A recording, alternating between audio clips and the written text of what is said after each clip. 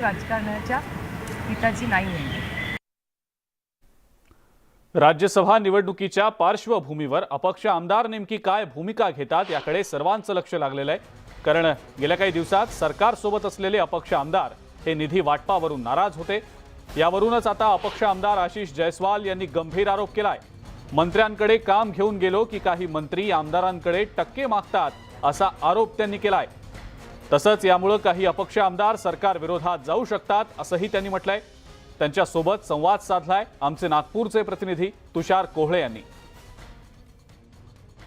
राज्यसभेची निवडणूक आहे, अत्यंत महत्त्वाची भूमिका अपक्ष आमदारांची राहणार आहे। काय भूमिका आहे, एकंदरीत काय नाराजी आहे तुम्हा लोकांची? नाही, तुम्ही मला व्यक्तिशः माझ्या मतदारसंघाबद्दल अडचण नाही आहे आणि मी माझ्या मतदारसंघासाठी जी निधीची आवश्यकता आहे ते मी याने त्या माध्यमातून माननीय मुख्यमंत्री महोदयाच्या मदतीने मी घेत असतो।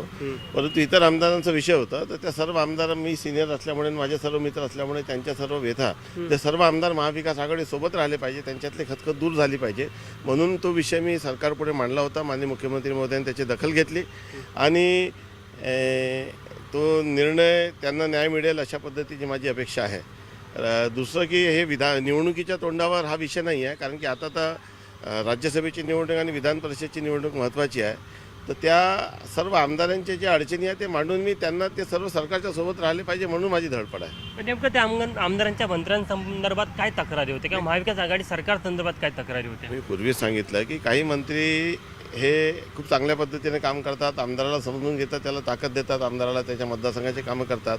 परंतु काही मंत्री हे जरा खूप वेगळ्या तोऱ्यातच राहतात, तर त्यांच्या संदर्भात आमची नाराजगी निधी देताना आमदाराला विचारत नाही, मनमान्या पद्धतीने काम करतात आणि फार वाईट अनुभव त्या मंत्र्यांचे आहेत। आमची तर सरकारला मागणी राहणार आहे की जे मंत्री आमदारांना घेऊन चालत नाही, आमदारांशी चांगल्या पद्धतीने बोलत नाही, त्यांच्या मतदारसंघाला न्याय देत नाही आणि फक्त पदाचा उपभोग करण्यासाठी ते बसले आहे, उपयोग करण्यासाठी बसले नाही आहे, तर अशा मंत्र्यांची हकालपट्टी सरकारने करावी अशा पद्धतीची आमची मागणी राहणार। काही आमदारांनी तुमच्याकडे तक्रार केली होती की काही मंत्री टक्केवारी मागतात कामासाठी? कसं आहे की या विषयावर मी मीडियापुढे आज बोलणार नाही। आता ही निवडणूक आहे, आम्ही सर्व महाविकास आघाडीच्या सोबत आहोत आणि माननीय संजय पवार यांना निश्चितपणे निवडून आणण्यासाठी आम्ही प्रयत्न करू, ते निवडून येतील आणि बाकी जे काही विषय असतील ते सध्या ती विषय निवडणुकीच्या तोंडावर बोलणं योग्य नाही। त्या 20 तारखेच्या नंतर त्या विषयावर मी भाष्य करेन।